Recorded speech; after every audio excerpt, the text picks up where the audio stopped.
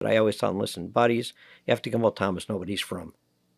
Everybody's the same. Lubavitch kid today is as fragile and as much need as the love and the patience and the long game as the kid from public school. They're not any less. Treat them the same. They're not different. They're not Lubavitch kids. They're kids that need a lot of love and attention today. Doesn't matter who their parents are. Doesn't matter the clothes they're wearing. A lot of that could be shallow. It might not run deep. You have to just forget about that. You get a kid, love him. Welcome to Homesick for Lubavitch, a podcast where we explore Lubavitch identity in the year 2025. My name is Bosi Lgani, and I will be your host. Let's begin.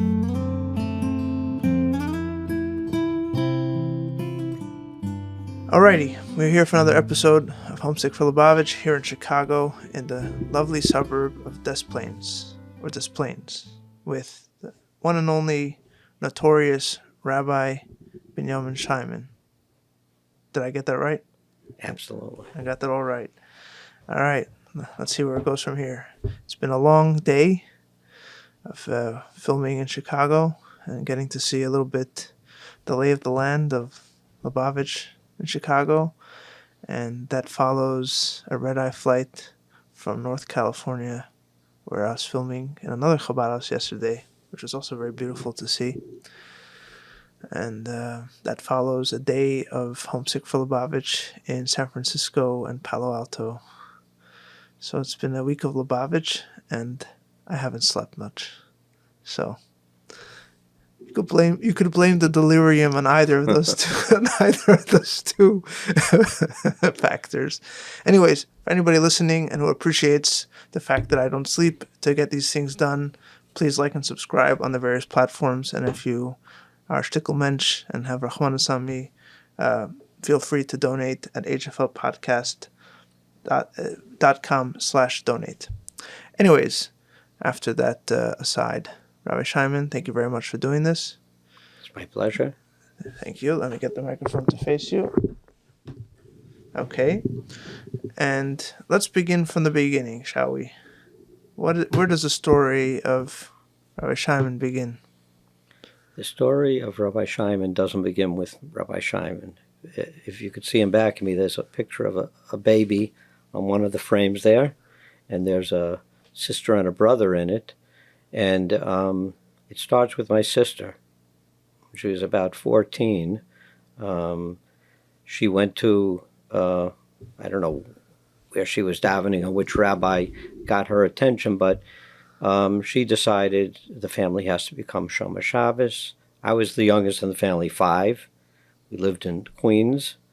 And my parents were kosher, but both sides, they weren't Shomer Shabbos. They weren't doing anything, but the queen rules the house, the 14-year-old girl, and she convinced my parents to sell the house. They had just bought a house. I don't think they ever had a house the rest of their life after that because they had to pay tuitions. And they moved to Brighton Beach. They moved to Brooklyn to Brighton Beach, and I started off at 5 years old, 6 years old in first grade. I only went to Jewish day school. And just to fast forward a little after that, eventually my sister, she married a frum guy. They went to teach, and I think they went to Virginia. Then they moved to Israel. They made Aliyah. And after 6 kids, somehow she decided she wanted to go a different direction. They didn't stay married. And by one of my parents, I think it was by my father's shiva, I was sitting with my sister, and she said, listen, I guess the plan was I had to become frum, so you become a Shliach for the Rebbe, but now you're a Shliach for the Rebbe, so I did my job. But at that time, so me, my sister, and my brother, we all enrolled in Jewish school, but I started from grade 1.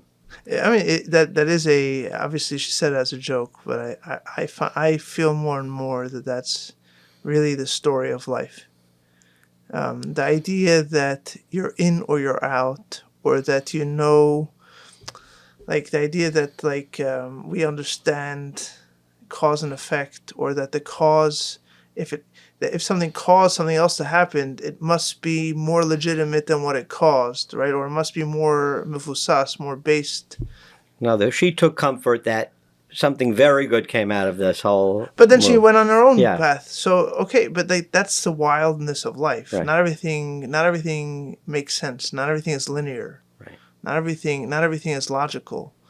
And I find that it's just, in many ways, that's what makes things so interesting.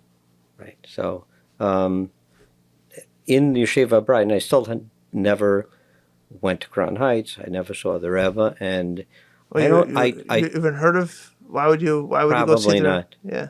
Probably not. What kind of community was it in Brighton? It's, Survivors. It's simple Pashto Yidden. Right. Actually, one of the places I davened, Beach Haven Jewish Center, that's the place that Fred Trump gave land for. Oh yeah. I lived right across the street from Trump Towers, and those were survivors. He Trump came Towers over. or Trump Village? Huh? It's called Trump Towers. No, Trump Village. Trump Village. Right. That's a famous point of contention. Right. No, between just Trump Village. Between the two Trumps. Right. Right. So, so it was. I guess those were survivors, and my parents were both born in America, but they're both children of people that came over earlier. But they. Right. So, I don't know the backstory, but in the Yeshiva of Brighton, we only had like 5 or 6 kids in our class. It was very small, so it must have been a dying yeshiva. And one year, I think 4 or 5 Jungelite came to teach. Mullah Butman was one of them. My teacher was David Rimler. And there was Rabbi Suns, Rabbi Brunstein. There was at least 4 Lubavitcher teachers came in to the school. And again, there must be some backstory to it, but I don't know. They were married? They were married. Yeah, they were all married. And but obviously very young. They must have. Right. Some kind of deal was crafted somewhere. There was that, I don't know. And because they probably were desperate for teachers. That's probably what happened. Right, but why for Lubavitchers, I don't know. Because Lubavitch is probably the only group that answered them. That's probably what happened. I mean, that's how my father ended up in Hong Kong. Okay. Yeah. But again, you don't know why. I do know that David Rimler is a very instrumental part of my life. He's one of the next key figures. Before we get to the Aleph and Beis of Yiddishkeit of Remmel and Beryl, where we start with the Daled, with David Rimler. He's the Judaical World owner? Yes. He's the one that sits in Judaical World today? Yes. Yeah. At the computer most of the time? Yeah. Really? Yeah. Huh.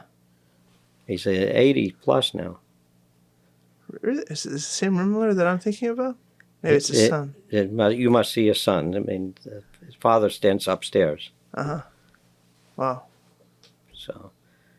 So in any case, he, in the 7th grade, he invited me and another boy, Abi Golgrab. He lives now in Flatbush. He has a son that I think is a Shliach in England, Levi Golgrab. Levi Golgrab is the one who does the From Side, if you saw the cartoon series that came out. Okay. So, me and Abi Golgrab, he invited us to Crown Heights, and I remember we went on Yud Aleph Shvat, Tavshin Chav Ches. That's the first time I went to 770. I was in 770 either before, maybe the year before, or maybe the year after, because I also sang in a choir. So I went to sing in East Flatbush one Rosh Hashanah by J.J. Herschel.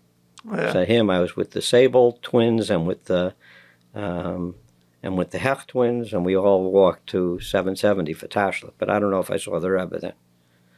But by this Farbrengen, by that Shabbos, that's the first time that I came to 770. And that summer is when I went to Gan Yisrael, and that was after Swan Lake closed. I went the first year. It was only 1 year in Livingston Manor. And then after that, the following years was Parksville. And so the first Moised of the Rebbe I went to was Gan Yisrael. And that's my Aleph of Yiddishkeit, of Ramel Shem Tov. and I'm always grateful for that.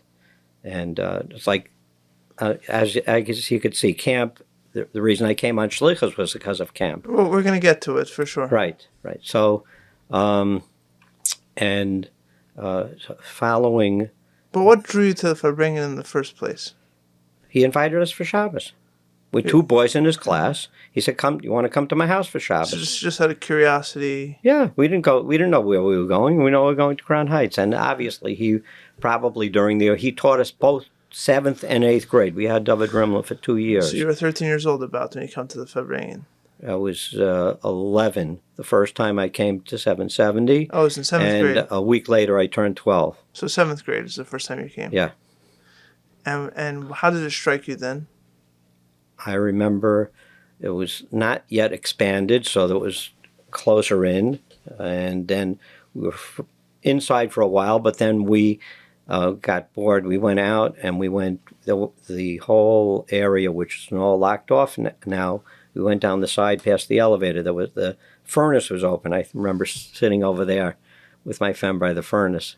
We were warming up. We went in the winter time. Right. So it was very cold. I think so. So you went to warm up. Yeah, but I don't remember much more than that. We were there for Shabbos, and right. The next time I was back wasn't I wasn't a frequent visitor. As a host of HFL, I receive plenty of feedback from listeners, and one thing I hear about is the challenge young men face navigating a world where expectations and language around relationships is constantly changing. It's no longer possible to wing it as a husband. You've got to show up, be emotionally available, and most importantly, be prepared. For many young men, this creates a sense of inadequacy, anxiety, and a feeling that I'm not ready for this. For others, it raises an awareness that marriage today must be approached with intention. A listener of the podcast, psychologist Rabbi Dr. David Brownstein, has developed a 12-hour workshop for Bochurim and Shidduchim called Beyond Breadwinning that engages in topics like readiness for marriage, the transition from being single to married life, intimacy, and communication skills. The course is evidence-based, grounded in frum Chassidish hashkafa, and offers the opportunity to begin this chapter of your life with more confidence and clarity. If you or someone you know is in Shidduchim, help them be more prepared as they begin this important chapter of their lives. Visit beyondbreadwinning.com to book a spot at Dr. Brownstein's upcoming workshop. The course takes place over 2 days or 4 evenings, and the next course will be in person in Crown Heights over Labor Day weekend. Use promo code LO85 when you register for a 33% discount. Again, that is beyondbreadwinning.com, promo code LO85. And now, back to the show. So you weren't seized by it as a point. You weren't grabbed by it. No. Right. But that is the first time. Right. I didn't say, okay, we're going every week. No. Right. No. Or I have to be a Lubavitch after this. No. Right. Right. Why did you go to camp? Just because it was an option? Number one, we went to camp. Why? I guess, again, if you have a chassid as your teacher, and he probably told the stories of chassidim, he probably told the stories of the Rebbe. I remember we used to say Tehillim out loud every day. We'd do the share Tehillim with us, go around the classroom. That's the way he was teaching us how to read Hebrew, the Tehillim. Right. And came to the summer. He got us into Gan Yisrael. So I remember 4 or 5 boys from the class went to Gan Yisrael. And what were your impressions of Gan Yisrael? I still look at the people that were my counselors then, the first people I met. I see them now 50, 60 years later. I still think they're my counselors. Like who? Shalom Duchman, Mullah Lipsker. Oh, no kidding. They were that whole gang. So you landed in deep Gej, like from the get-go. Right. And those were the boys. But now whenever I see, Shalom Duchman, he's a grown man, I'm a grown man, but he's still your counselor. It's like you don't lose it. I was very impressed. I learned more from Gan Yisrael than from any other Mosid. Really? 9 years in Gan Yisrael. I think if 5 as a camper, and then, because it went up to 15, 11, 12, 13, 14, 15. Huh.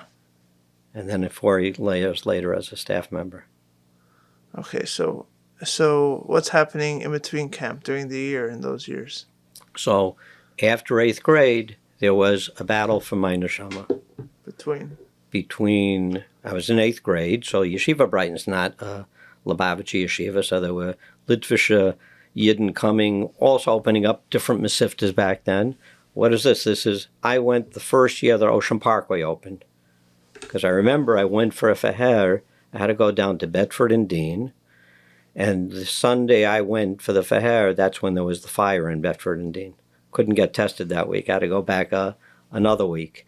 And then I started off in Ocean Parkway. So we're talking about that time, I guess the Litvische were also, they were looking, and all the Rabbanim in the shuls in Brighton Beach, they told my parents, said, your son has such a Gemara cup. If he goes to these and these yeshivas, they'll become who knows what. If he goes to Lubavitch, you know what's going to happen to him? He's going to become a Tillemzager. That's what's going to happen to him. You want your son to become a Tillemzager? Send him to Lubavitch. Is that what happened? Well, I did go to Lubavitch, and I did become a Tillemzager. In fact, this year by my birthday, I made Achlata. I've been doing David HaMelech's Tillim for years, but it's been almost 40 years I was also doing Reb Moshe Ben Maimon's Tillim. But this year I took on Achlata to really do it the right way. Rambam. But it's not just Tillim Zogen, but... and how's it going? I've seen more brachas since I started that Achlata than any other Achlata I ever made in my life. Oh, what kind of brachas? I've never raised as much money in such a short period of time, money just falling in all over the place. Mamish.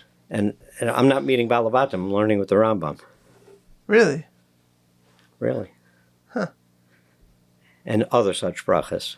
Very good things. I highly recommend it. Are you in general like a miracle seer? Like you see miracles all the time, or this is unusual for you? I would say I appreciate. Seeing I appreciate brachas from the Rebbes and miracles, and I would say I live a pretty miraculous type of a life. So right. I'm not but there's some people that they really have. I'm not one of those guys who just like it, but it's unusual this time around. I'm noticing the change. I go every month to the Rebbe. That's another achlot I made after COVID, not to miss 30 days without seeing the Rebbe. So I've been traveling every month, and every time, the last time I had to fetch to the Rebbe, I can't remember. It's been month after month and month, Basuras Tavis and thanking the Rebbe, Basuras Tavis and thanking the Rebbe, Basuras Tavis and thanking the Rebbe. Since I'm coming. And then after this Rambam bit, oh boy, it's heavy. Really? Heavy brachas. How about that? So, 3 prakim, keep the doctor away. Keep the doctor away. Definitely. Yeah. When I go to the doctor's office, they ask me, tell me all the medicines that you take. I don't take any. They don't believe you. No, they don't. Of course not. So I don't tell them that, but I'll tell you it's I take different medicines from Rebbe medicine every day. Different shiurim, different things I learn. But the Rambam, that's unbelievable. That's a real medicine. That's a real penicillin over there. So you go to Lubavitch Yeshiva. Right. So I went to Lubavitch Yeshiva, and I went through all the Rabbanim of Lubavitch. Rabbi Marla was my first Rebbe. Had Rabbi Shvei, eventually had Rabbi Asber, Rabbi Heller, and later in Morristown. But came a key part. I still was not what you'd say. I was a boy from Brighton Beach that was going to Lubavitch Yeshiva. And all the guys from camp knew me, and I was like a cute kid and popular. And, everybody liked me. I remember going to Crown Heights once in a while. I'd sleep over by the Duchman's house, and their cousins Rabashkins would come over, and this and that, and, just run with the wild kids. But also, I was friends with the other boys in the yeshiva who weren't from Crown Heights. Right. I went all the way up till 12th grade, then came when I was 11, And I went that time to 770, and then Rabbi Rimla found out it was my birthday the next week. He said, man, if I would have known, I would have arranged a Yechidus. At 11 years old? Yeah, to get in. So subsequent to that, I was going in for Yechidus by my birthday. And what did that mean to you in those days? I knew I was going for Yechidus. I prepared whatever I did at whatever level. And usually it was 10 seconds in and out. The interesting note is that I wrote my tzet in English every single time. And it's interesting to note, the Rebbe never spoke to me in English. The Rebbe only spoke to me in Yiddish. And you just spoke Yiddish? No. You didn't understand what he was saying? I did. Huh. And Rabbi Marlow, after Yechid, said, look, the Rebbe's speaking to you in Yiddish. Would you start speaking Yiddish? What's it supposed to mean in your mind? I don't know. Still today, I guess I should speak Yiddish. Do you speak but Yiddish? I just don't. You still don't? If I'm really forced, but not, doesn't roll off my tongue. Do you understand Yiddish? Yeah. You do understand? Yeah, the Farbrengens, they say, yeah. Yeah, right. No problem. Right. Did you grow up with Yiddish in your house from your grandparents? Or? No, I didn't have any grandparents. I was born without grandparents. I'm the youngest of my mother and father are the youngest of each. He's the youngest boy, she's the youngest girl. And I never had a Bubby or a Zaidi on either side. So my mother spoke Yiddish. She was a Yiddish speaker, but she spoke English in the house, not Yiddish. So when it came to graduating, so my brother and sister, they both went to college. And my parents never heard the concept of somebody not going to college. So at that, already by 4 years in Ocean Parkway, I told my parents, listen, I'll have to ask the Rebbe. He said, you don't have to go to Brooklyn College. Maybe you'll go to Israel, Hebrew University, this and that. I said, I have to ask the Rebbe. And by that Yechidus, when I asked the Rebbe said, as the soll's nachgehen, the Seder from Temche Temim. So I stayed. After Ocean Parkway, I went to Morristown. I think I was in Rabbi Urspal's class. I think if I would, the Seder would have been to go to Rabbi Bucket, stay one more year. But I guess the yeshiva wanted me to keep me, they fast-tracked me into Morristown. And I think Eliyahu Wolf, the first time he taught, I was one of his guinea pigs. That was the first class he taught. Officially, I was supposed to maybe say 3 years, but at the end I stayed 2 years. And then in Morristown, I had another milestone. Came to yeshiva. I had a jacket. 1 second. Okay, go ahead. Maybe you're going this direction. But the guys running Tzach, Yisrael Brud and Shaya Gansberg, they had to go out to speak to these rabbis. They said, could I borrow your suit? Because it was like a colorful suit, he wanted to go out. So I didn't come with a black hat and a black suit. I was wearing whatever I had. And I had a nice trip on my head. And at one of the Farbrengens, Mela Suibel was Farbrengen.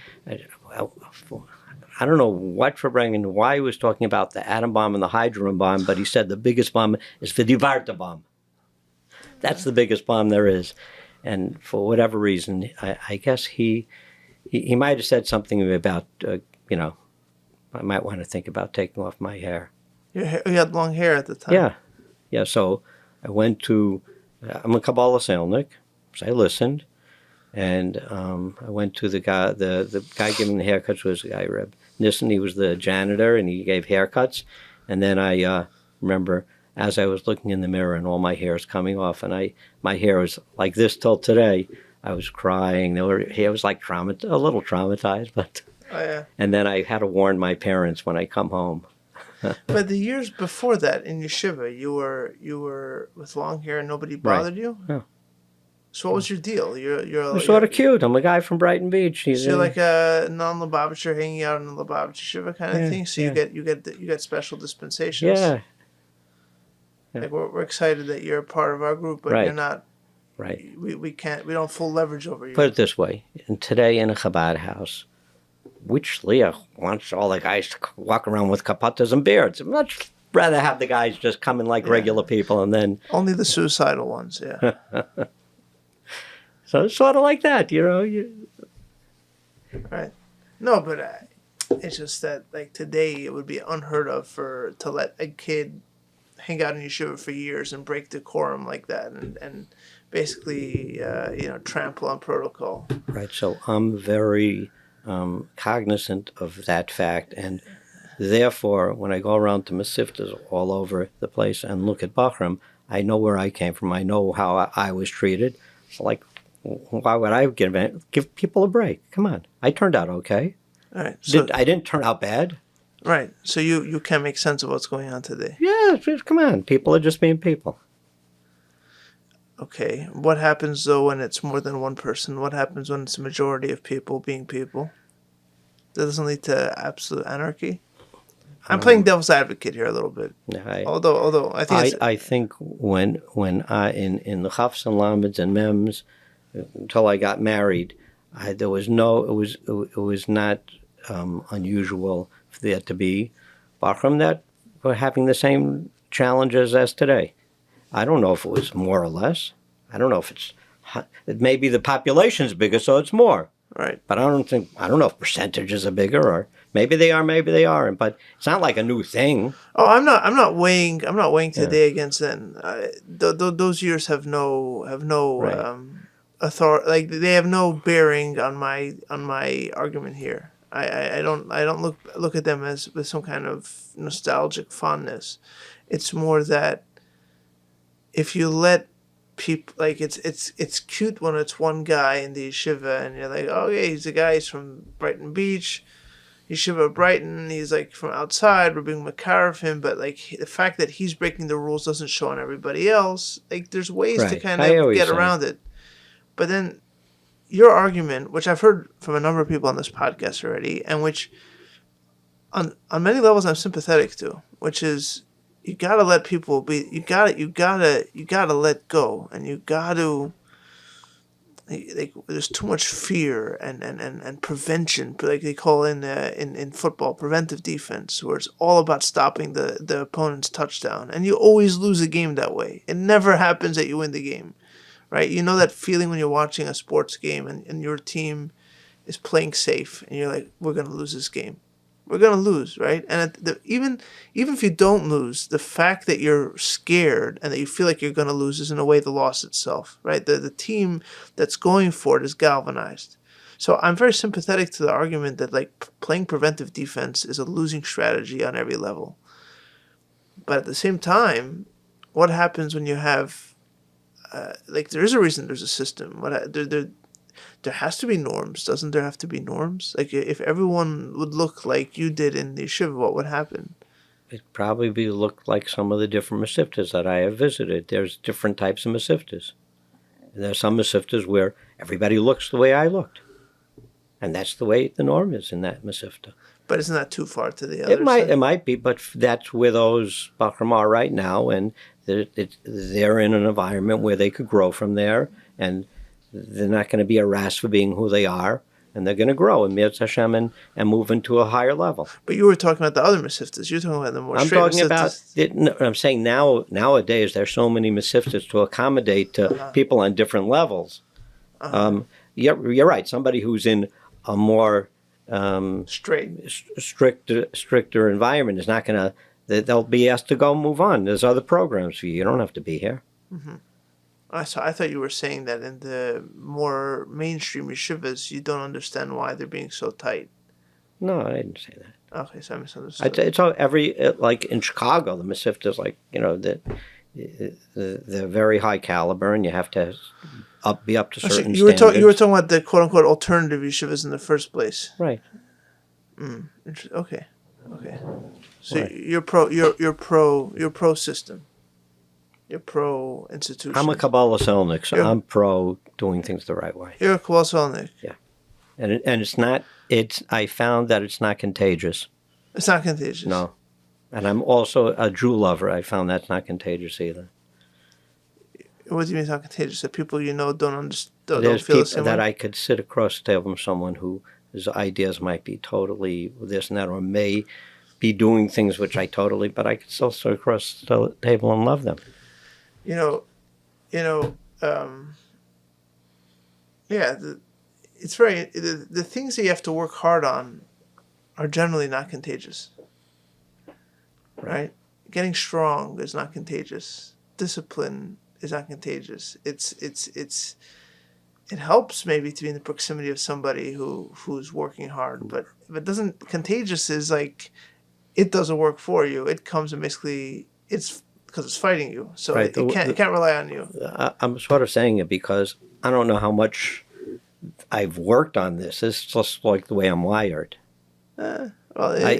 Doesn't mean I haven't worked on myself, because I have. There's certain things though that like I just get up early in the morning. Okay. That's it.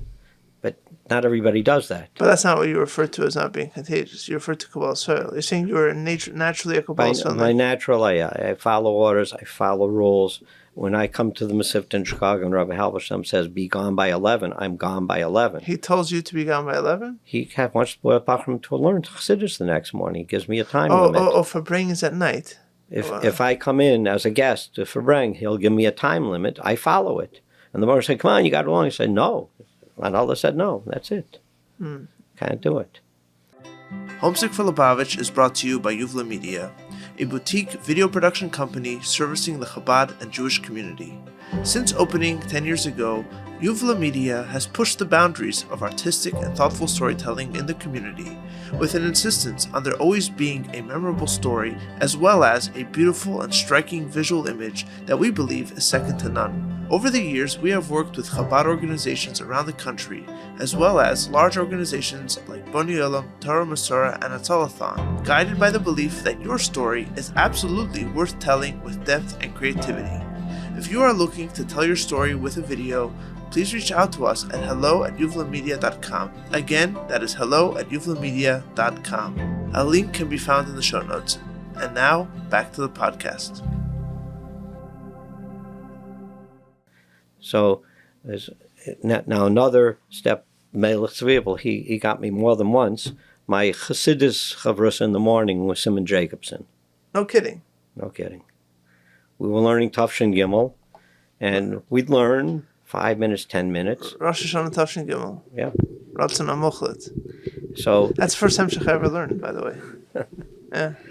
So we're sitting and learning. So what happens? Simon Jacobson gets up. I have to speak to Reb Melech. I don't understand something. He'd go away for like 20, 30, 40 minutes. And so I don't know if he was Melech's Chavras or my Chavras. Why didn't you go along? I didn't have the same questions. But one day, we're learning, Melech calls me over to his table. And you have to understand, when I came into Morristown, everybody on Shabbos Varchim would go into Crown Heights. I wasn't going to Crown Heights. I was in Ocean Parkway 4 years. I'm already in Morristown. I'm still not going back. I'm not going back to Farbrengens yet. Since Tavshin Chavches, I wasn't back by a Farbrengen. You're just a kid from Brighton. I would get off the bus, get the train, take my laundry, take it to my mother in Brighton Beach, and then Motzei Shabbos, when the bus came back, meet him at the same train station, get back, go to Morristown. How about that? So Melech called me over, and there's two Hayom Yems. I don't know which one it was, and I don't know which day it was, but it was like, maybe there was a Farbrengen the night before. Maybe he obviously knew the right moment, because what he said hit like a bullseye. And he showed me the Hayom Yem where learning the Shiurim, saying Shabbos, Tillim, every Shabbos of Archim, and he gave to you, Kinder, the Kind's Kinder, and it like went straight through. And ever since then, I started going to Shabbos of Archim, to the Farbrengens, and saying Tillim then every Shabbos of Archim. What does one have to do with Farbrengens? Well, what does because the reason yeshiva was going into it was Farbrengen, but Shabbos of Archim. So the point is, he wanted me to go in Shabbos of Archim to the Farbrengen. If I go to Brighton Beach, I'm not going to be saying Tillim. I'm going to be doing my laundry. He knew if I'll go to 770, I'll say Tillim, and he wanted to make sure I was at Tillim Zaga. So he probably knew what they said.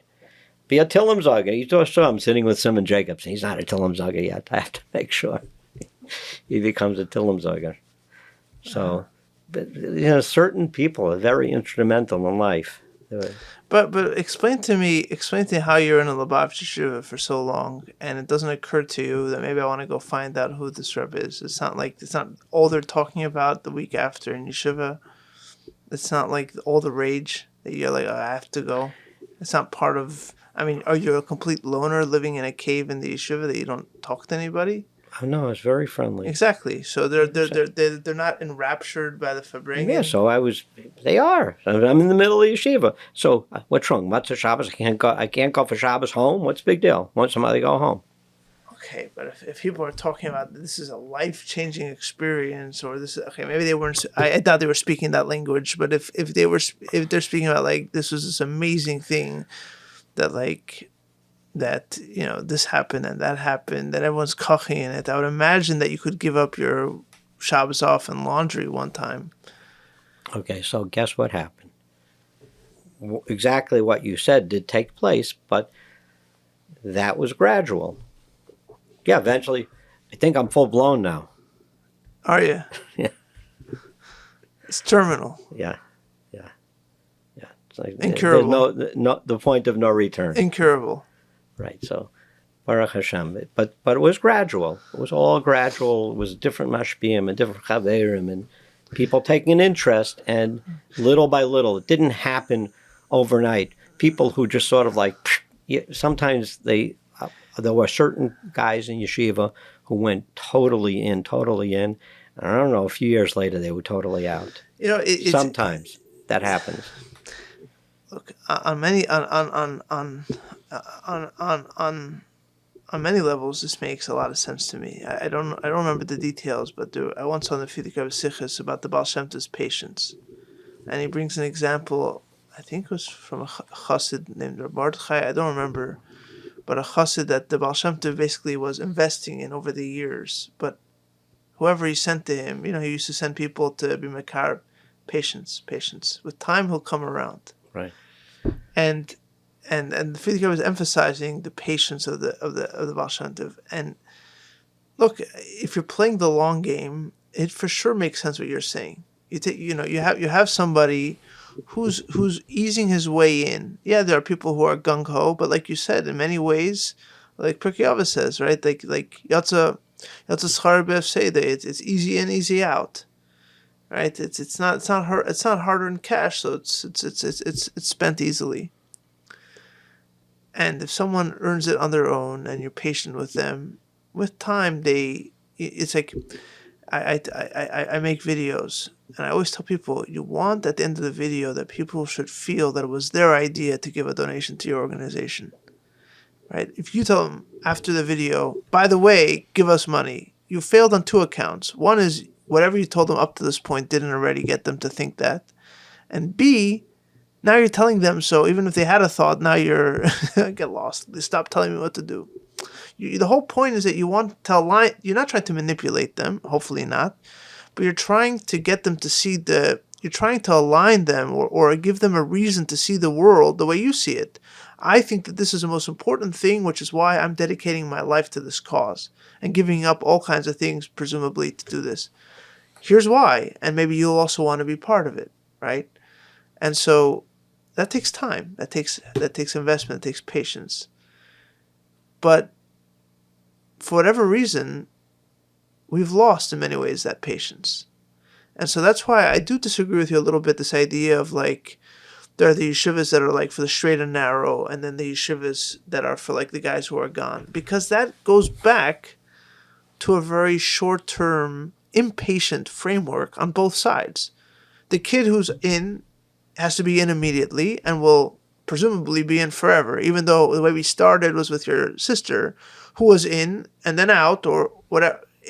As if we know what these things mean, as if we know who's really in and who's really out. Like, this is Eibusher's cheshbon, right. It's not ours, right? But let's even say on a simple level, on a very grubby level.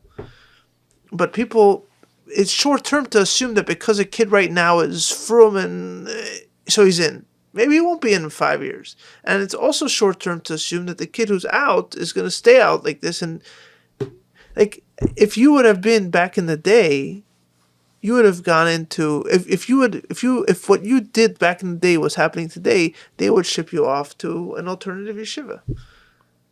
You want to have long hair, you have to go to yeshiva that allows long hair. You want to have a colorful shirt or a colorful jacket, you have to go somewhere where they allow that. The regular yeshiva is not going to allow it. So it's a short-term framework, is what I'm saying. I don't know. So in that sense, I disagree a little bit. It's fine.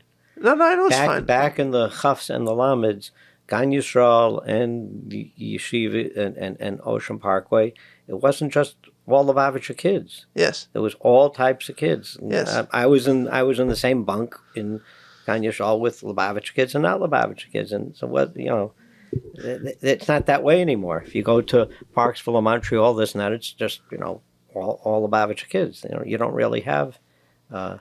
So it's different. So the fact that in Ocean Parkway or Morristown, I was there, that's just the way things were then. Right. So I'm not lamenting old times. I wish we could go back. A lot of that has to do with the fact that communities grew, and a lot of those kids who went to Bedford and Dean would now have their own communities to go to. But what I am lamenting is the short-term framework, the short-term way of thinking, where we take a child who's a snapshot in time. Every human being is always developing, but a child is developing at a pace that's unimaginable to an adult. Like, even though we've went through it, and even though hopefully we're parents and we are very close to our children and seeing it, we still can't get it, right? Because I think if we really could get it, we would do it ourselves. It kind of, we see, and so a child is truly a snapshot in time. It's like they say, like like the old Chinese proverb that you put your finger in the river, it's never the same river, because the river's always changing. The child's always changing.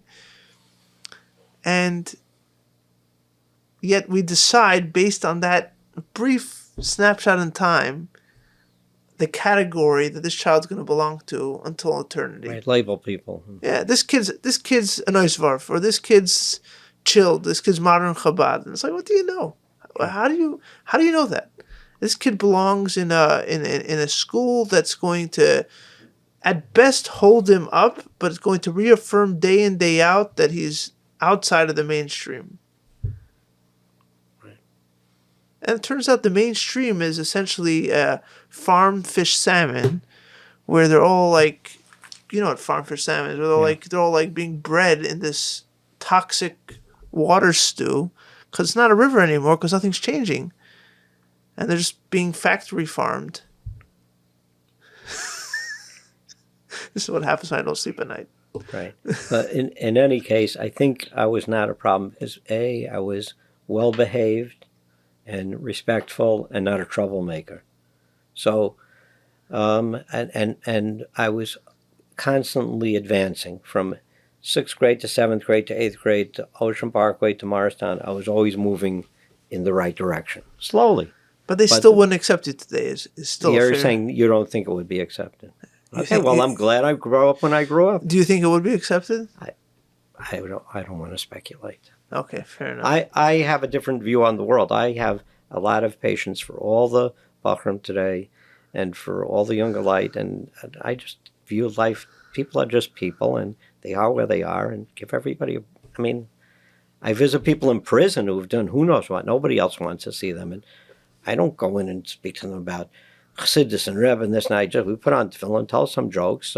A lot of people, it changed my life. And some of them actually stop putting davening and putting on tzitzis and doing things and come out and do good things. But it's not just treating them like they are. Uh-huh. Or like to say the same thing with the video, with asking for money.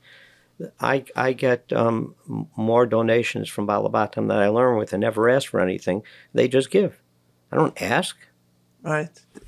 I'm becoming their friend. I want them to, like you say, think the way I think and understand the things, and then say, hey, we support this. We want to help this. They believe in your cause. Right. Not because I'm telling them about it, because I'm, getting them in. Right. So the same thing is when you talk about the salmon, the farm fish salmon. It's a good one. I think it's very interesting that it's not just in Chicago, but in a lot of my sisters that I go, and I sit with the boys for one night, and I buy a Farbrengen. It's like, there's a breath of fresh air. It's like, maybe because it's that, just, what are we doing here? It's like so stagnant, a little bit stagnant. So. You need to throw crocodile in every once in a while into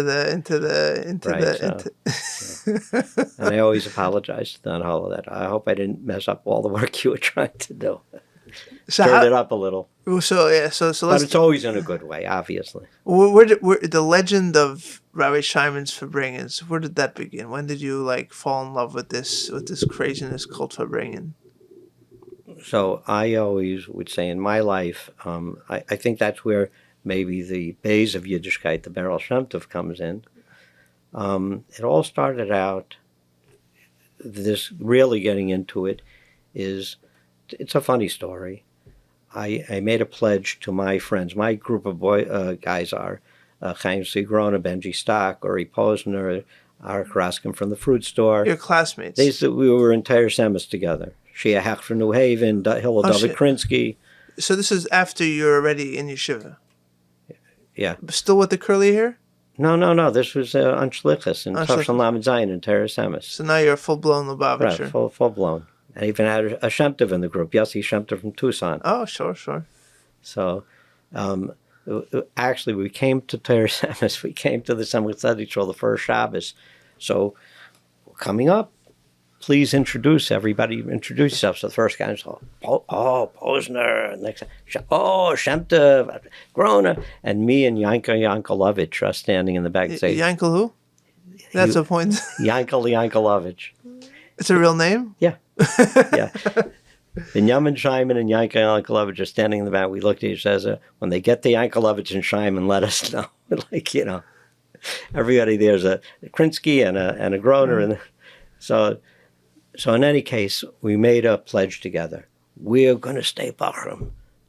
Nobody's going to bite the dust till Tufshin Mem. Which year was this? Lamed Zayin.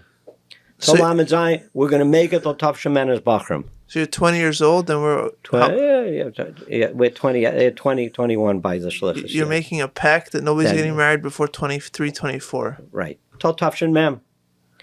Till Tufshin Mem. Why? What's it was just make it through the Lameds. Make it through the Lameds. What's special about the Lameds? Nothing. It was just a goal. We're going to stay... What's wrong with getting married? There was nothing... That comes from different brains. You don't want to become balabatim, hepech das Torah, bachram ar helik. I mean, come on, who wants to become a balabas? I did, but it's that's fine. So it was Elul, Tavshin Lametes, Yemei Slichas.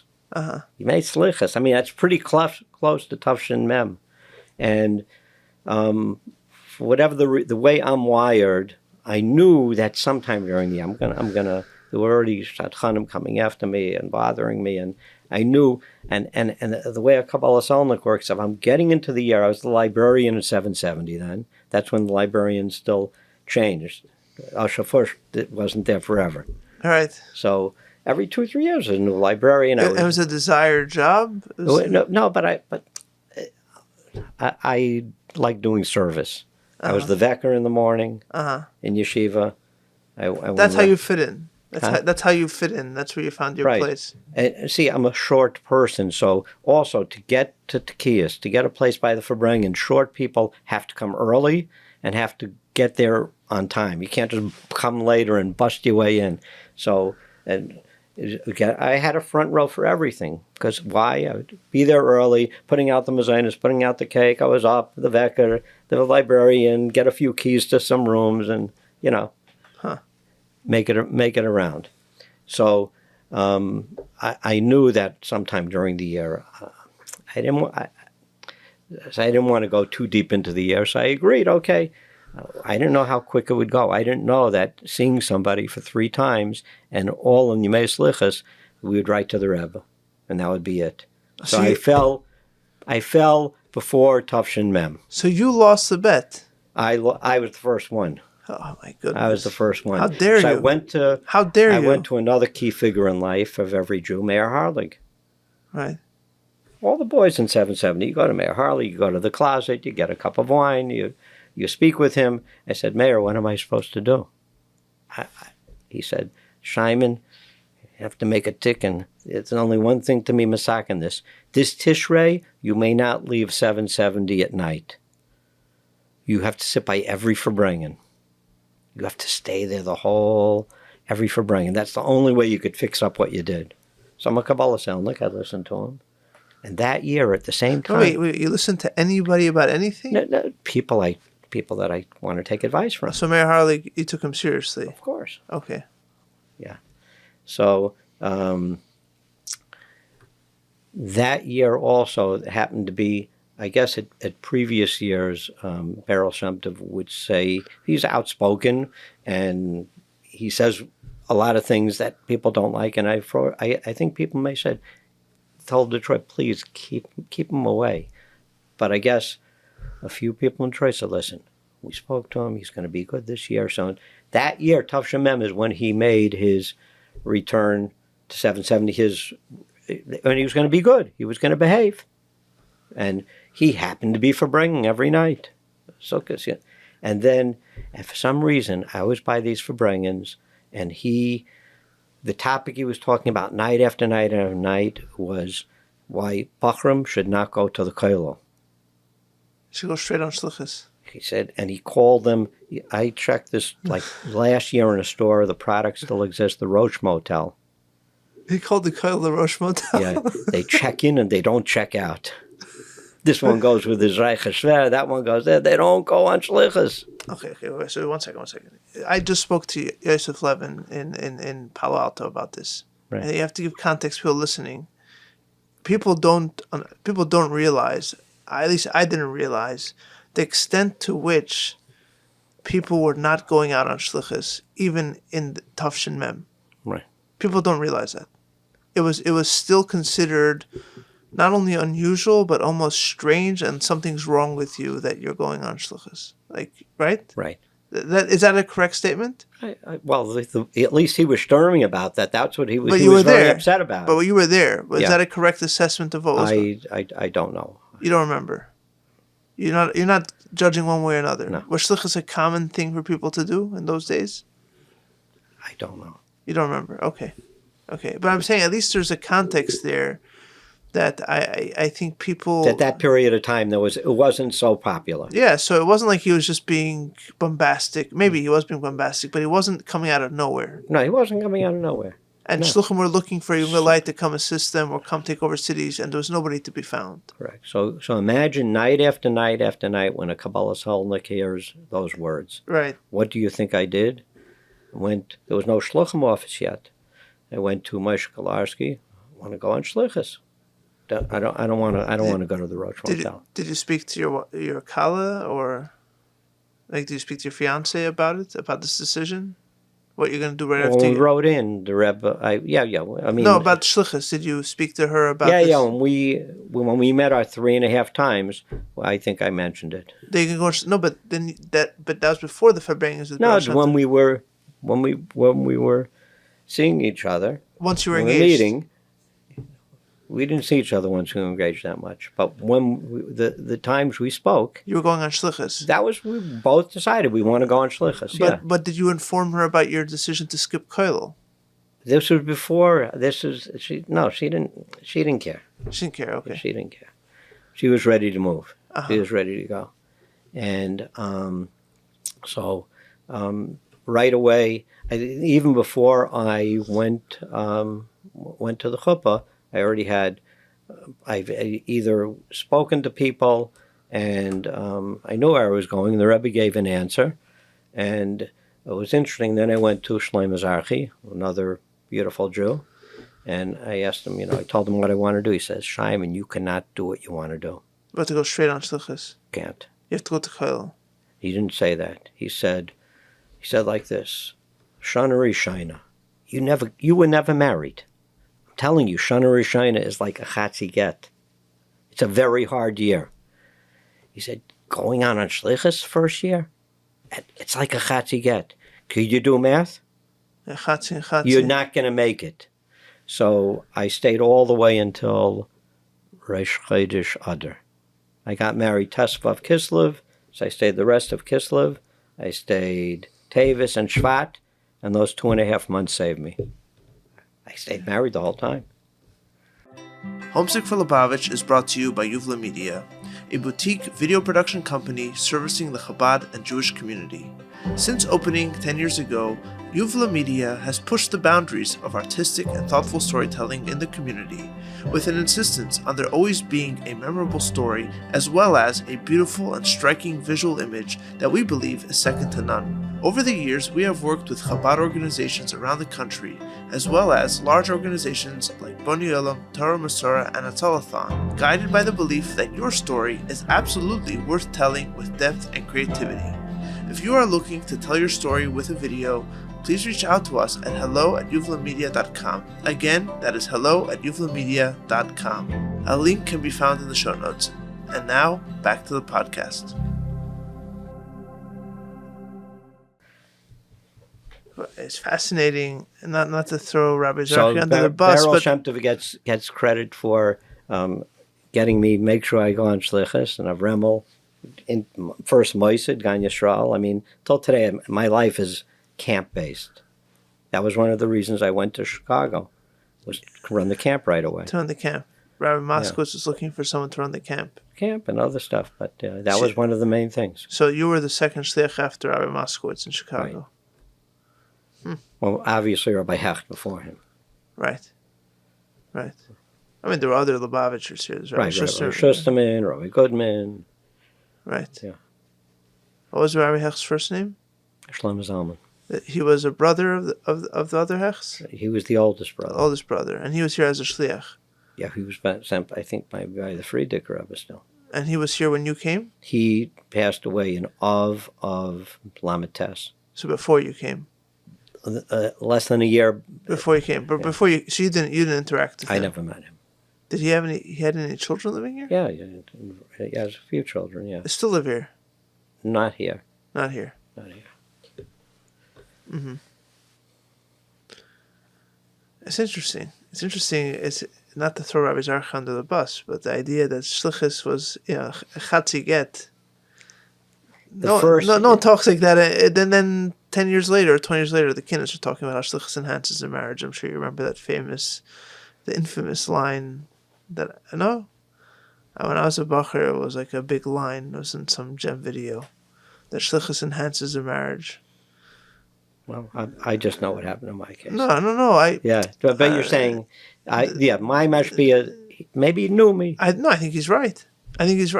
By the way, I think you're putting a tremendous amount of pressure on a fragile institution that's that's fragile in the first place. Understandably, a marriage is a miracle. A successful marriage is, to begin with, a miracle. And you're putting a tremendous amount of external pressure on top of it, and it's very interesting how, because it took, going back to the idea of patience, it took decades for the Rebbe to build the Moisid of Shlichus to a place where it became like a self-standing, self-perpetuating thing.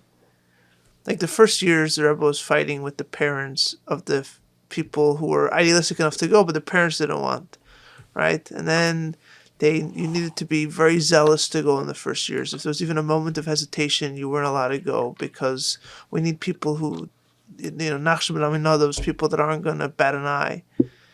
And even it was individuals, and there was talking about it, and it's still just a trickle of people going out.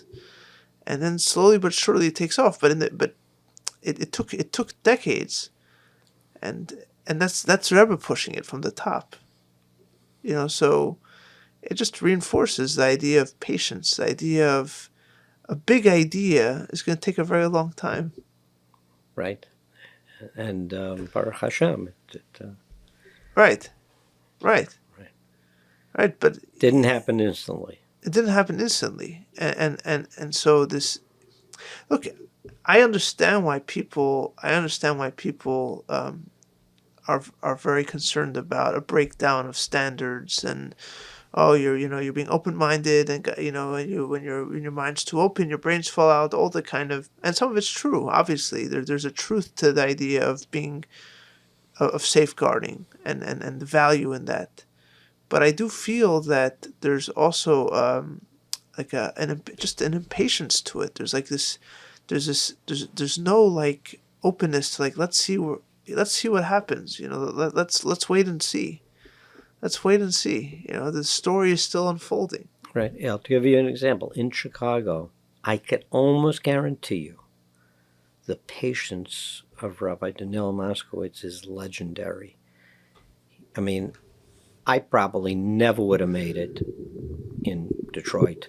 I probably never would have made it. You would not have, statistically. I probably would not have made it in Wisconsin or different places. The patience of Rabbi Moskowitz, he did play the long game. And I was a guy who knew nothing, and I made blunders. I made really major problems. Care to enumerate? It's humorous now, but it wasn't humorous then. One of the guys at that time, there was all these Russian people coming over, Soviets coming over, so the Federation in Chicago would subsidize, and we'd have all these kids in camp. And I don't know, Rabbi Moskowitz is away. Everybody, I picked up the phone. Some guy calls up, and I don't know what I said, but it was pretty nasty. And this guy, whose name was Joel Karp, he was, I don't know if he might still be alive. I don't know if he is, but that time he was like a big macher in the Federation, and that, like, oh boy, was not a good phone call. Like, this is a big important guy, and I got on and just was like, obnoxious and.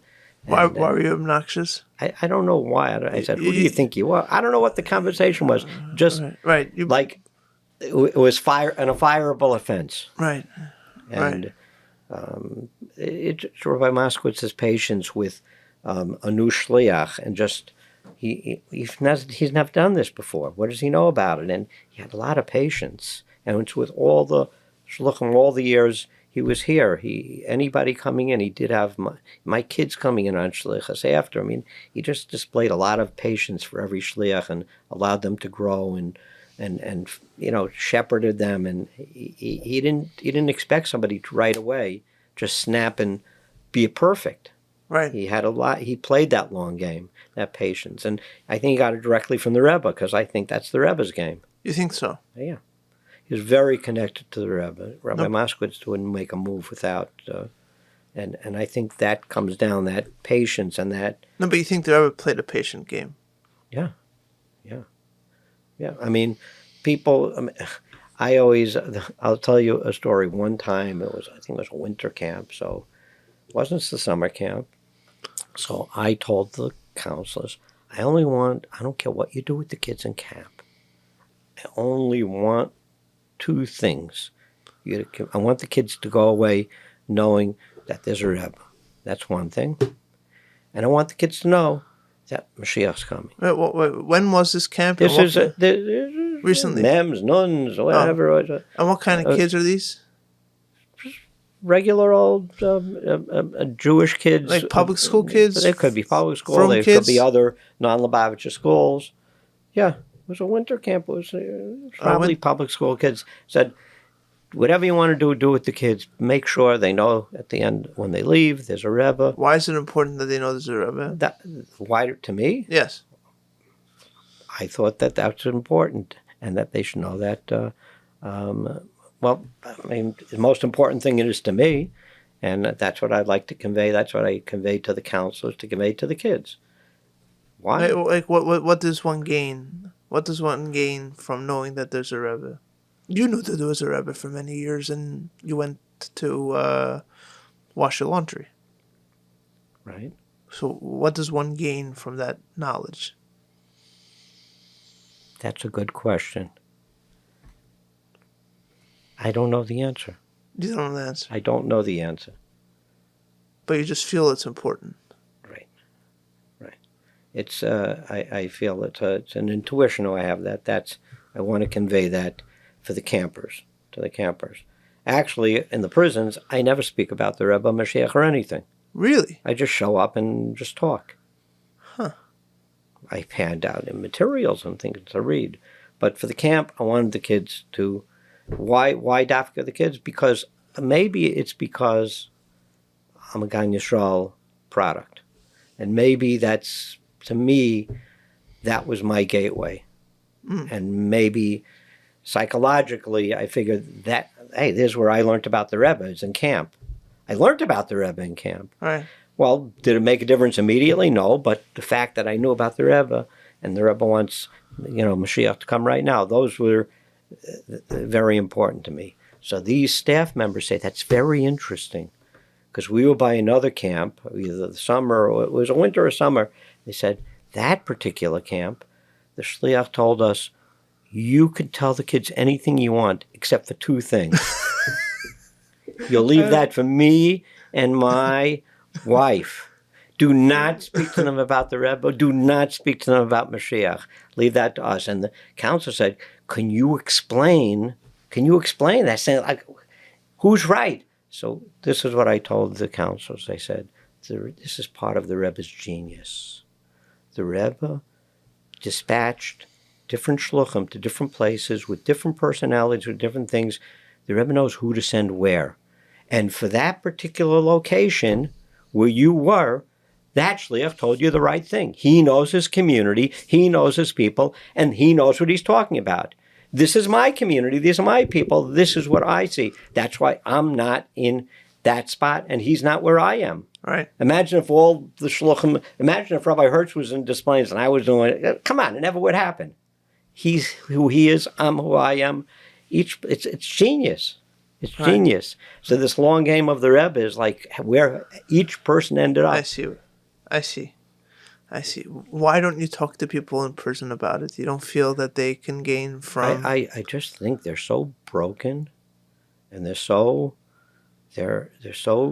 distraught, and they don't even... A lot of the people, number one, are not Jewish. But let's say the ones that are Jewish are so... it comes from intermarriages, or they're adopted, or they themselves were traumatized as kids and are just hurting people. And it's like, I just have to just heal them or be with them or just sit there with them and just touch them as a human, as a fellow human before getting in. It's like, it'll come. Again, it's that same patience game. Or I'm at that point, I know that person, he's not ready for it. It's not the time. Right. I'm not hiding the Rebbe. I give him material. It says You're not embarrassed of it. It's just there's a different mission. The people I'm seeing in prison. Interesting. Yeah, you're not going there to form their minds about try to shape their lives in terms of. I'm just trying to get them to tell them the life matters. Come to terms with, will Hashem ever forgive me for the atrocity I just committed? Yeah. Can I ever show my face in public again? When did you start going to prison? Was it together with Aleph or independent? It was very interestingly. I just told you I went on Rosh Chodesh Adar. It's interesting to note that Lamed Shvat Tavshin Mem, there was a unusual Farbrengen. It was after Mincha. I think it was, that year was Shleishim Shana, and probably a lot of people came for Yud Shvat, and probably a lot of the people who came from overseas didn't just leave right away. They might have stayed the rest of Shvat. So there were a lot of people leaving the Rebbe. There was a group of Bachrim going on Shlichus to Australia the next day that had a mini Yechidus before Mincha. And after Mincha, then Leibel Groner said, the Rebbe is coming down after Mincha. There's going to be a Farbrengen. There were 2 sichos. It was very short. This Farbrengen, I think I reviewed in my head like for a whole year straight. Listened to it every single day. And but at the end of this Farbrengen, and everything in that Farbrengen almost has materialized in my shlichus. Really? The things the Rebbe spoke about then, yes. One of them, he told the story about the Mittler Rebbes, the Chassidim, they would have to chas a Chassidus, and one Chassid must have been like the Y.Y. Jacobson of his time, or the Shays Taub or Manas Friedman. They did great wherever he went, and he really felt good about it. And he came to the Mittler Rebbe, the Yeshus, Right. that Sibyl is also there, and Chassid is also davening, as also the Chazran. So I think that in the last 10 years, me having to go around to speak here, there, it's part of the Shlichus. That Sibyl is also from the Veron, but got to get the word out, whatever. And the Rebbe spoke about prisons during that Farbrengens. Was this connected to Shalom Berlipsker? Do you know? Not connected to Shalom Berlipsker. I think that was later. I think that was a couple years later. Shalom Aleph either started Mem Aleph or Maze, yeah. So this was before the Rebbe was talking. There were letters to prisoners in the Lamids, and they're printed letters now. Right. It could be that's what inspired Shalom Berlipsker. Yes, for sure. Right. Sure. So and at that Farbrengen, the Rebbe gave out dollars and mashka. There's 2 different pictures of me going by the Rebbe, because I think I went by, and I'm also a little bashful, and I got $1, but I didn't say I'm going to Chicago. So I think I told Rabbi Moskowitz, he said, go back online. You better don't come here without a bottle of mashka. The Rebbe's giving out mashka. So I went back online a second time, and I got a bottle of mashka too to bring to Chicago. Rabbi Moskowitz was there? No, but he was going to pick me up from the airport the next morning. So you called him up? I called him up. Hey, I got $1 from the Rebbe. Did you get the mashka? No, go back online. So there's 2 different pictures of me passing by the Rebbe at that Farbrengen. So one you see the Rebbe giving me $1, one you see the Rebbe giving me a mashka. So that's when you started going to visit people in prisons. No, so that was the last day. I left the next day. Right. But that sikha is what started. And then that the Rebbe spoke about it. But then I asked Rabbi Moskowitz. He came in. Listen, it's going to be hard enough for me to just pay your salary. I was officially tzach in Chicago. So you came to the tzach camp. But what should I do? He says, do things, but like besides your salary, try to do things that don't cost a lot of money. We can't afford it right now. Not at that point yet. And so no big activities. Yeah, so a man called up from Crown Heights. It was before. I was on Shliach a month. I called up from Crown Heights. I have a friend that I do business with. His son and his son's friend, mysteriously buildings on different areas of Chicago were burning down that they owned, and the insurance companies, for whatever reason, didn't think they were accidents. So these 2 fellows are in prison. Make sure they get matzah and grape juice. That was the call came in. So I'd never been in a prison before, and there was no such thing as Aleph Shlichus going to prisons. Right. And then I went for the first time to that prison. I gave it to the chaplain, and over the next 2 or 3 years, different people, different things came up, and then something clicked inside that I really, this was like so horrible what's going on with these people, and especially the Rebbe kochs in it. So I made achlata to see every Jew in the state of Illinois at least once a month, and it took a lot of avodah to be able to break into this place, that place. Now we go to 30 plus places, but so you still run the prison visitations in Illinois? I do that more than anything else now. Really? And I have 3 of my sons working with me on it. And it's together with Aleph, or you? We're sort of like the Aleph in Chicago. We're the go-to people in Chicago. We do the Aleph work, yeah. I work very closely with Mendy Katz and. Oh, okay, very nice. What was it like the first time you walked into a prison? What was that like? You go on shlichus and you're going from the innocent world of 770 into the hellscape of a prison. I actually found it very interesting.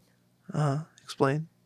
It's not just run of the mill. It's the whole adrenaline rush of being able to get through the bureaucracy and the red tape to get in. They don't want to let anything in, and to have to fight to get in. It's a whole seder avodah and shlichus. I mean, to advocate and to have to fight and to break through the choshech, and it's all what Chassidus is about. You go to the darkest place, you bring the or. That's all. It was like very exciting. Like, this is Chassidus 101. This is really mamish dira b'tachtoinim. This is tachtoinim. That's what you felt. Yes, that's what I still feel now. Huh. This is the ultimate. You have to go to these. Where is the Tachton? Ain't Tachton Lamata Mena. These institutions are very dark and very dungy and very oppressive, and like, the people there are they're so distant in their actions. They've fallen as far as a person could fall. And in that place, which in your mind is a Tachten Shen Tachten Lamata Imena, you feel that is not the place to come in guns a-blazing. You need to know about the Rebbe, and you need to know Mashiach's coming. I need to give you a hopeful message. You feel that there is, in that moment, at least in that moment, the important thing. If you have an opportunity to share one idea with these people, and that one idea is going to be that I see you as another human being. I'm going to tell them a joke. Right, you're going to treat them like a human being. Yeah. Right, because they haven't been treated like a human being for many years, and they're not treated there like a human being. How's that making a dir b'tachtonim? Because you're bringing out and letting them know that they have a purpose, and they're there for a reason. And I try to convince them that they are shluchim there, and they then have to be the ones spreading the light there. And eventually, little by little, it grows on them. They already know. When I ask them, when's your out day? It's a trick question. Your out day is today. Mashiach's coming now. Don't give me what it says on the piece of paper. Getting out of here now. We're going out together. You tell them that. They already know. See, once you know them. They them, already know. See, once you get to know them. Yeah. But that's not how it starts. I have one man which I saw for 20 years, once a month. What is 12 times 20? I mean, that's a lot of times to see a person. Right. So after a while, and you don't know how meaningful it is. There's guys, they're behind these bars, maximum security. I have to walk up to right where they are, and I can't stand there for more than 10 minutes probably. But those 10 minutes a month are so impactful. It's like very, very intense. And some guys say sometimes I couldn't get to see them, but they saw me walking through the prison. It gave them just a yid walking in the prison with a hat, with a jacket, with it gives them encouragement. Yeah, at the risk of making everything too tidy and too organized. It's the same idea again. The patient approach, the impatient approach, is I'm sitting with somebody in prison. I have one swing here. I'm going to swing for the fences, right? And I'm going to basically, tell them about Mashiach and tell them about the Rebbe and just download and give them as much, and without even being cynical about it, I'm just going to spray as much oil on these people as possible, and I'm gonna light up their lives, right? But the patient approach is that I'm going to try to find and rediscover their humanity so that they can stand on their own 2 feet. And that one day, like the Rebbe says in Bosi Lgani, that the Welt itself, Kel Olam, right? That the Welt itself should recognize godliness, right? Not that there's a God of the world, but that the world itself is God. And Vayikra, Atikavika El Vayakre, that people should call that out, that the others should recognize that, right? And they should recognize it on the most transformative kind of level. And even in the prisons, the guys are very impatient. Comes Pesach, comes Tefillin or Chanukah or something doesn't go exactly right. There's some guys that are screaming and yelling and want to start sue everybody and do this and that. You're talking about the Lubavitchers, prisoners, the guys on the inside, the prisoners. Yeah, they have a lot of impatience, and I'm trying to explain to them, listen, this is a long game. To break through and get them to do kosher properly, to get everything implemented the proper way, this takes a lot of negotiations, diplomacy, time, good faith, and you're not going to get anywhere just screaming and yelling and filing papers. It's not going to get you anywhere. We just have to take this long. I've been told, Rabbi, you take too long. You take too long, but I have to go with that. That's the approach that I think is most successful. Is the prison officials see I'm respectful, I have patience, I know where they're coming from, I know their difficulties, I know the logistical problems, and I'm not backing down. I'm advocating they should do it, but it's with seichel and time and patience and also these guys, not their life when they re-enter, they're not actually get a job in a house right away. They have to learn patience. It takes time. You need that long approach. So what's the secret of patience when it comes to your other preoccupation, which you're actually traveling for tomorrow morning, which is camp? How does patience play a role in how you go about your camps? You're talking about in camp? You camp with kids. How does the view of patience? How does the patient view play a role in investing in children's education for a few days of summer? Is there a patient approach to that as well? I'm not sure I'm getting the question exactly.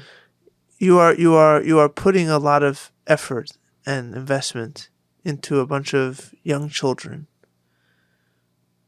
many of whom probably do not show an immediate change in their lives as a result. This particular program is all cheder kids. All cheder kids, but it has been like that all. It's for the last 10 years. Okay. But it has not always been that way. Okay. So our approach with let's say when it was a mixture of public school kids and Lubavitch kids, we never had two separate programs. Because I grew up in Parksville, or back in the day where there was all types of kids. Right.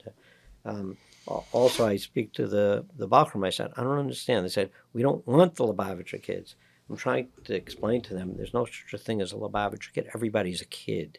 Kids are kids. And this might sound, the way I'll say it may not come off exactly right. I don't mean it exactly the way I'm going to say it, but I always tell them, listen, buddies, you have to come up Thomas, nobody's from. Everybody's the same. Explain that, please. It means a Lubavitcher kid today is as fragile and as much need as the love and the patience and the long game as the kid from public school. They're not any less. Treat them the same. They're not different. They're not Lubavitcher kids. They're kids that need a lot of love and attention today. Doesn't matter who their parents are. Doesn't matter the clothes they're wearing. A lot of that could be shallow. It might not run deep. You have to forget about that. You get a kid, love him. Right. Don't hate him because they love a kid. Don't punish him because of it. Right. That's what I mean. So the approach is we pour down so much fun and so much, good food, good activities, and just so the kid should be able to open his mouth and get like the kesser, the drop coming in from the powdered diamond. The main, they say this and that. It's the atmosphere. I am a Gan Yisrael product, so I'm looking at every kid. It's like it's me being redone. Like I know everything I got was from that experience. I had years when in Ocean Parkway when I wasn't, for years, I didn't go to Gan Yisrael in the summer. I was working in Kosher King. I was making money. I was out walking on the boardwalk on Brighton Beach and here and there. And I would wake up like, I guess a normal wacha, like 2, 3 in the afternoon because I worked the night shift. Right. And my davening, what was my whole davening? All the parts that were sung out loud in camp all the years. That was my davening. Right. My davening for like those 2, 3 summers. That was the only thing that helped me with the singing that I did in Gan Yisrael. It stuck with me through Chanoich L'Nar Al Pidarka. Even when you go through the tough times, you don't forget those things. So it's like I wouldn't be alive without Gan Yisrael. And that's what I want to get to these kids. It's 5 days, it's 8 days, it's whatever days it is. It really gets poured on heavy, in a fun way. In a fun way. And what's we still didn't get the answer about the legend of Rabbi Scheiman's Farbrengens. You said that you that Okay, so we get there. yeah, that's what we're getting to. So there's a few of these medicines I take. One medicine is to go to the Rebbe every month. Don't have a month go by without visiting the Rebbe. Well, what do you feel that gives you? A connection. I mean, even a simple cell phone you got to plug in once in a while. They don't last forever. I need a plug-in. I need a charge. You feel inspired every time you go to the oil. What you do? I go number one. That's a different charge. By me, oil 770 is one Metzias. Right. No, I didn't mean. I didn't mean that. Yeah. Understood. I feel when I go to visit the Rebbe, there's always really, really powerful brachas coming back and good things coming back every single time. Another thing I find is very helpful is to visit a ma'aser of the Rebbe, if I could once a month, a masifta or a yeshiva, and sit in Farbrengens with Bachram, because I feel Bachram have the pulse of the Rebbe. Really? Really. What do you mean by that? What I mean is that out of all whether it's the big academics or the Rosh Yeshivas or the Mashpiyim or the big philanthropists, the people that, I'll just say, I think Bachram run Lubavitch. Really? I think Lubavitch runs on Bachram. Don't you think, though, that so much of this impatient attitude is almost because of the rise of adolescent thinking? Like almost the petulance of adolescents that need everything immediate. Like so much of the patience that you're talking about it comes with maturity and wisdom and experience of life, knowing that things don't happen overnight. So that's where the beauty is. Uh-huh. It's the blending of the if I go into the Masifta or I'm sitting with Bachram, they do have very broad and you could even say, iris to tell you ideas. And so number one, if I'm coming in, it's sort of like it could, sort of, we discuss it. I have Bachram that come every summer to be counselors, right? Or except now my son does it, but me and my son have a chilik deis. One Shiman says that what the Bachram and the girls say, you have to implement. When they're coming into camp, they have these wild ideas. I always say, tell them yes. Tell them yes. And we've seen such innovations in camp year after year after year because these out-of-the-box ideas come in. Why say no to them? Implement them. And it really has helped camp. And my son says, are you out of your mind? We have the American Camping Association. There's safety. There's this. There's the parents. No. I'm going to tell him what to do. Now he runs the camp. I can't argue with him. I'm going to let him run it the way he wants because it's his. I have to let him do that. I learned that from Rabbi Moskowitz. Let the Shliach. He doesn't have to do what you do. He has to do it the way he sees it. I still am under that. Now what I say to the Bachram, yes. You know what we do? Yes. Now let's sit and talk about it and plan it out. Do you know what happens in the planning stage? Reality sets in, and the idea happens, but in a very measured way, in a very responsible way. It happened. It wouldn't have happened without their idea. They've taken camp up a notch, but I'm not saying if I say no, it's a fight. It's a fight. It's a fight. Yes, always say yes. And then let's talk about it. What do you think it was about camp that made that touched you on such a profound level? Or what do you think is about camp that touches other children on such a profound level? What is it? Just the amount of fun that you have? It's got to be deeper than that. Well, number one, it's not school. And I think that the Rebbe many times has even said that overnight camp could even be more powerful. Yes. Maybe is more powerful yes. than school. So what is the difference between camp and school? And why is that? Why what you could accomplish in camp? I mean, there's there's some relaxation. People are able to have more expression. You could get away with a few more things than you would if you're in school. And yet the learning, though, you are learning in a positive, just the atmosphere. Everybody's in shul saying Amen. Everybody in shul is. But what spoke to you? But what spoke to you? Do you remember what spoke to you? Do you have any idea of what connected to you? Well, again, I just told you that I see certain people that might be 65 or Yes. 75 or 80 now, and they're my counselor because I don't have them for 8 weeks, but the connection that they instilled, just as, it wasn't preaching, it was just living the role. Right. And seeing somebody living it and having fun, it made an impact on me as a child, and that's the same thing I think I do when I go in the prisons. I'm walking in there and just modeling behavior. Right. I don't really have to tell them much. They just see I'm enjoying Yiddishkeit. I'm in this same as I'm getting harassed by the guards too, and I have a totally different attitude. I just model what they should do, and it makes a big impact. Right. And I'm coming in as an advocate for them, same as camp. The counselor is your advocate, and he's it's to have fun. I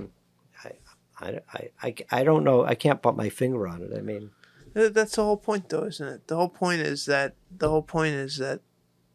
that connections are made in life that push people. Like, what's the famous example of like balls that hit each other? And like they I don't know if atoms or different. I think I've seen like, it one ball hits another ball in a tight space. One ball hits another ball, and then that ball an energy. and that ball hits another ball, and hits another ball, hits another ball, and it's almost random and unpredictable. But things touch each other and bounce off each other and nudge things in a different space that then sets off another reaction, another reaction, another reaction, and nobody really knows what that is and how that works. But that's in many ways what connection is like, right? Like I once thought about how the famous idea of tradition and transmission is that the famous mashal, the famous image is the shalshelis, the chain, and we're all links on a chain, etc., going back to Avraham Avinu. When you think about a chain, there's like each two links that are linked together, they touch each other on a fraction, a tiny fraction of the whole ring. Right? It's not like they're bound together and now in lockstep. To the contrary, there's plenty of flexibility, and that space can even change as a chain moves. We don't know what that thing is and how it works, but we do know that when you make a connection that's real and profound and true, it's lasting. And if it's lasting, it nudges people somewhere down, like with time. Right. So I think that's the Farbrengens secret. I think Farbrengens are the camp of Timchei Tamimim. Well said. That it's the time when you're not in a shir, you're not sitting still. You're still in yeshiva, but the whole atmosphere changes, and people are able to speak, real life experiences and things that you don't, and bring the books into real life. And it is more fun. This singing, you could get up, you could dance, get out some of that energy that, Bachram need that. I mean, a good Farbrengen, once it's going, everybody, if you don't jump out of your chairs and dance at least once, I mean, so I think it's sort of like the camp of Farbrengens. And as a Bacha growing up, I got a lot out of Farbrengens. Do you know about the this happened once in Morristown? There's Mashpia-led Farbrengens, and then at least when I was in Morristown, Thursday night you go here, go there. The fun ones. So they weren't so fun. Why? No, they weren't. 3-4 guys got together, and they'd like harass some other guy. Yes. Like, why is you here so long? Why are you reading English books? What are you doing? And so I sat down with two Chaverim, Murray Posner and Eli Cohen. I said, what kind of Farbrengen is this? Why don't we do something different? How about each one of us we'll say what the mila of our friend is, and we'll learn 3 milas tonight. And we'll learn 3 good things that we can learn from each other. I still remember the Farbrengen until today. Me and Rabbi Poland said, Eli Cohen always smiles. Always got a smile on his face. So, okay, you have to smile. All right, Posners, they always analyze things. They're very analytical. And they're very going to, you don't just stammer, you have to, work it out. And my Milo was being adaptable. I could be with someone in this yeshiva, in that yeshiva, in this environment, in that environment, in a first marriage, and if the Hashem decides it has to be a second marriage because of a death, I'm adaptable. I could move into these things. So that was a special Farbrengen. But so I do the same thing to the best of my ability when I go to Masiftas, always to speak positive, not to be accentuating what Bachram aren't doing and what the problems are, but just talk positive things. I mean, the most negative I'll get is, could you guys stop hating yourself? How do you expect to love anybody else if you hate yourself? Fair point. Right. And look, I know how I'm coming around to how they accepted you with your long hair in Lubavitch, how they accepted you with your positivity talk and talking about each other's milas. That I don't know, but you must have been a charming young man for them to put up with you and your positivity. Right. And there is a new type of outer town kid these days. They're called online kids. Yeah. So no, I always make sure in some of the yeshivas, you really have to be nice to some of these kids in this environment. Like, I've gone 3 years now, but the Mechina in Arkansas, in Little Rock, that's for online kids. I've gone there the last 3 years to bring with those kids. So you feel that you have a special role to bring with kids, and it's also to your benefit as well. Correct. So at least once a month. Once a month. Whether it's the Mechina there, whether it's, wherever it is. And so for you, it's like kind of medicine. Yeah. Because it's, because I believe the Bachar energy is very, very, and Bachar, again, not painting anybody where their levels are, just, there's something about a Bachar, wherever he's at, there's Bachar energy. I don't know how to describe it. It does me good. All right, this has been a wonderful Farbrengen. I'm sure it's done me good. I hope it's done you some good, and I'm sure it'll do much good for those listening. And thank you very much for making the time. It's been a pleasure getting to know you and Farbrengen with you. And we should have a lot of Hatzlacha in the camp, right? Which is starting tomorrow morning. How many kids do you have? It's going to be 30 and 35. 35 potential stories. God knows where it's going to go. Thank you very much. It's been a pleasure. Thank you. You're welcome. The music for this podcast comes from the album Repentance Doors by Oren Sor and Nadav Bachar and is used with their permission.